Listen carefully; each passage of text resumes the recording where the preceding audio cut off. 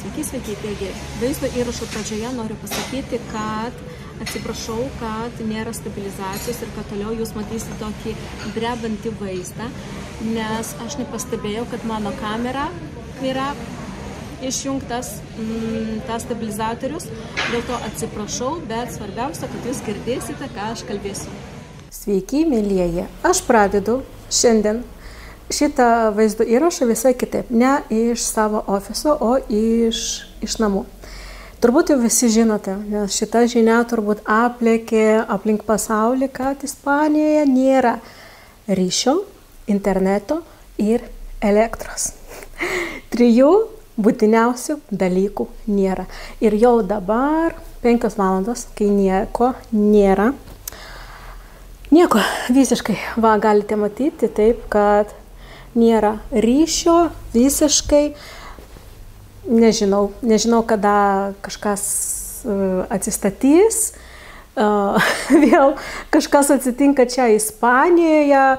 Rudenį buvo Dana, kuri užliejo. Ačiū Dievu, ne Valencija kapitalinė, ten, kur aš gyvenu, o truputėlį už miesto.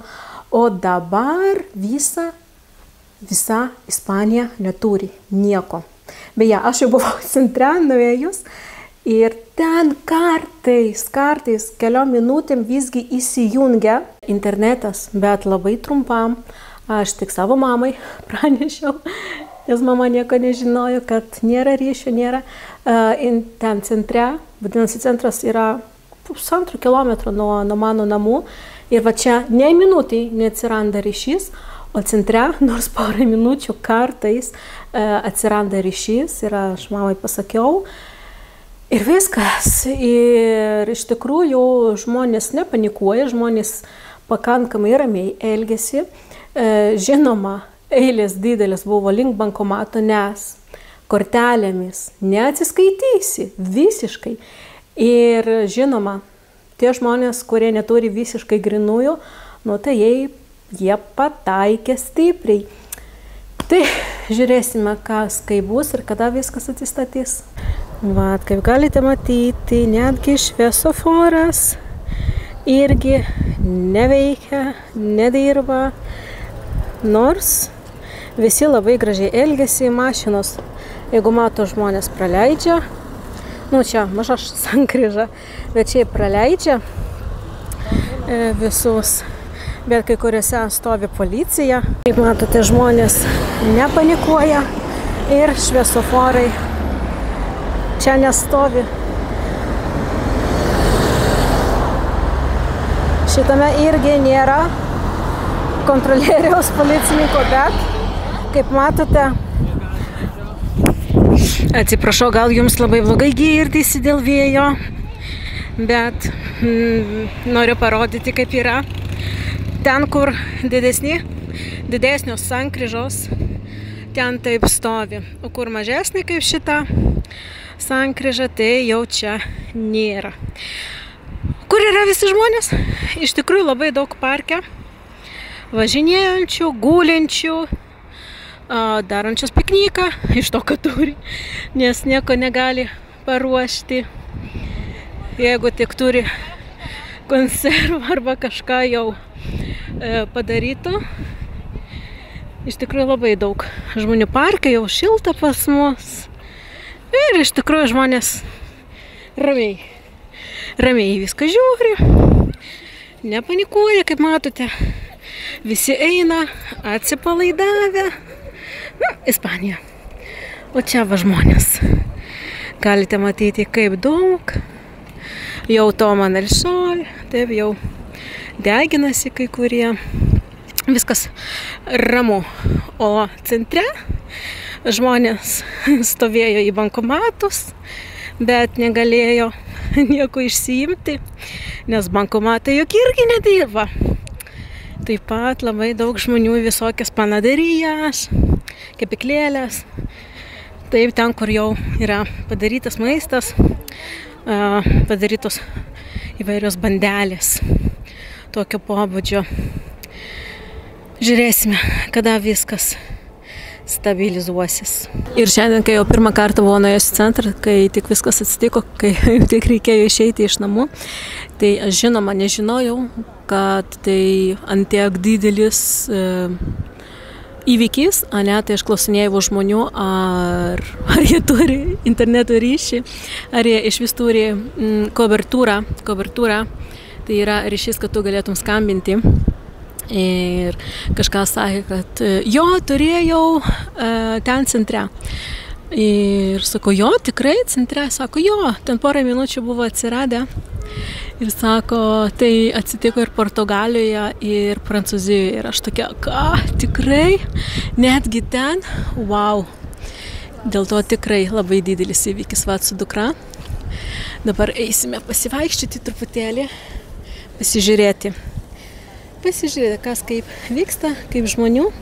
Ar dar, kokia saulė, ar dar yra centre. Kaip matote, po truputį užsidaro kepyklėlė, panaria. Hola, nada, estoy contando que no hay luz. Por. Ir viskas yra užsidarę. Ir viską išpirko. Viską išpirko. Nieko nėra. Čia žmonės sėdi ir geria, nes tik gėrimai funkcionuoja. Čia irgi jau žmonės užsidaro viską. Jau tikrai, nes tiek valandų jau tiek. Virš 5 valandų nieko nėra. Tai viską žmonės išpirko, ką galėjo išpirkti. Tai, kas negaminama.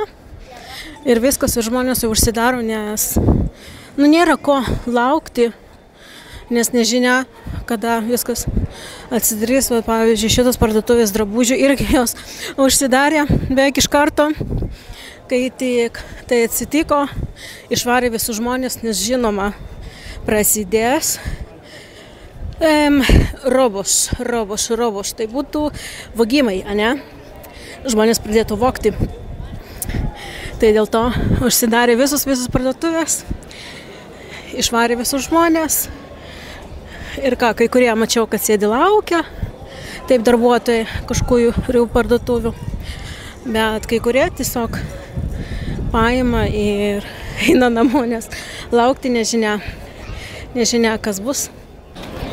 Na, šitoje vietoje matyti dar neišpirko viso sauso maisto, nes dar ogogo, kokia eilė.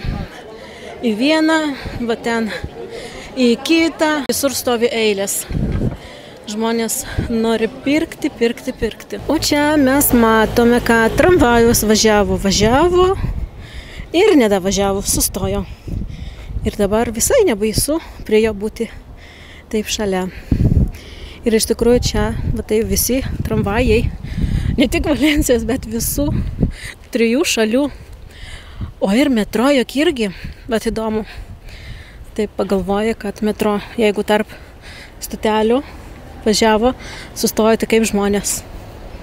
Nežinau, įdomu būtų pasidomėti, kaip tokiu atveju metro, kaip žmonės ten iš to metro išėjo. Taip pat girdėjau, kad labai daug žmonių įstrigusių liftuose yra. Labai daug. Pat įdomu oro uoste, kas darosi. Wow.